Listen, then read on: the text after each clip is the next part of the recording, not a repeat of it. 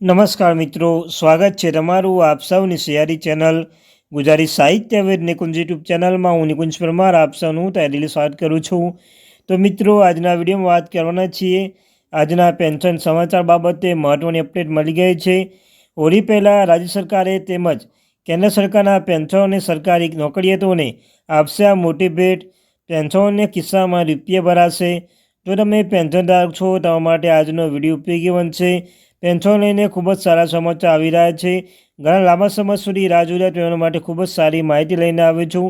તો મિત્રો, વિડીયો શરૂ કરતાં પહેલાં વોટ્સઅપ ચેનલ, ટેલિગ્રુપ બંને બનાવ્યો છે, લિંક ડિસ્ક્રિપ્શનમાં મૂકું છું, અવશ્ય જોઈન થઈ જજો। તેમના ચેનલ પર સરકારી કર્મચારી, નિવૃત્ત કર્મચારી, પેન્શનધારક બાબતે પગાર, પેન્શન, ડીઆર, એચઆરડી અન્યથા કોઈ પણ અપડેટ આવે હરેક અપડેટ આપણી ચેનલ પ્રોવાઈડ કરવામાં આવશે। તો આપણી આ ચેનલને એટલે કે મિત્રો ગુજરાતી સાહિત્ય વિદ નિકુંજ ચેનલને સબસ્ક્રાઈબ કરીને બેલ આઇકન બટન દબાવવાનું ભૂલશો નહીં।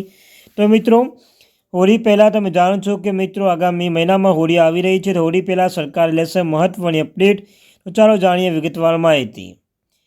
કર્મચારીઓના મોંઘવારી ભથ્થામાં વધારો આંચકો લાગશે। જે મોંઘવારી ભથ્થામાં વધારો છે તેમણે એક જ ઝટકામાં ભથ્થામાં અવસનીયતા 7% વધારો કરીને આ વધારો રજૂ કરશે। ખરેખર સરકારી કર્મચારીઓને એક મોટી ભેટ આપી છે અને આ ભેટ છે કે મોંઘવારી ભથ્થામાં વધારવાની કર્મચારીઓને રાહત અનુભવશે। કારણ કે હાલના સમયમાં મોંઘવારીમાં એક વાસ્તવિકતા બની ગઈ છે કે કર્મચારીઓને બાકી લેણા ઉપરાંત પગારમાં પણ વધારો થવાનો છે। વધેલા ડીએમાંથી કેવી રીતે ફાયદો મળશે? તો મિત્રો, બધા ભથ્થાની ગણતરી મૂળભૂત પગારમાં આધારિત કરવામાં આવશે। વ્યક્તિ ફક્ત મૂળ પગાર પર પગાર દાખલ કરીને તેમના ડીએ વધારવાની ગણતરીઓને સાબિત કરી શકશે। જેમનો અર્થના પ્રમાણમાં અર્થ છે જો કર્મચારીને પગાર માટે પૂરતો મળે તો તેનો ફાયદો થશે। કારણ કે આવા પ્રમાણમાં નક્કી કરશે કે તેના ભથ્થા વિના તમને કેવી રીતે જવાબ આપવામાં આવશે તેના પર આધાર રાખશે કે ડીએ આ એક નવીન અપડેટ જો ખરેખર તે વળતરનો એક ભાગ છે। જુલાઈ મહિનાની બાકીની રકમ ઝારખંડ સરકારે મંગળવારે મોંઘવારી ભથ્થામાં વધારાની જાહેરાત કરી છે। કર્મચારીના મોંઘવારી ભથ્થામાં ડીએમાં 7% વધારાની મંજૂરી આપવામાં આવી છે। ડીએમાં આ વધારી જુલાઈ 2025થી તમામ કર્મચારીઓ માટે પગાર બાકીની રકમ સાથે અમલમાં આવશે। મંત્રીમંડળે મંજૂરી આપી છે।